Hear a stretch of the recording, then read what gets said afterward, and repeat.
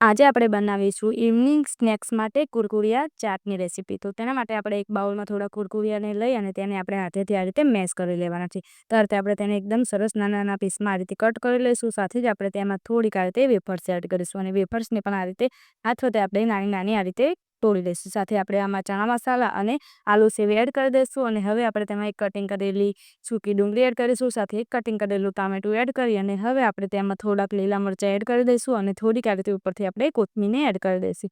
અને હવે આપણે આને એકદમ ચટપટો ટેસ્ટ આપવા માટે થોડો ચાટ મસાલો, સાથે જ થોડું તીખું કરવા માટે આપણે આમાં લાલ મરચું પાવડર એડ કરી અને ચટપટું કરવા લીંબુનો રસ એડ કરીશું.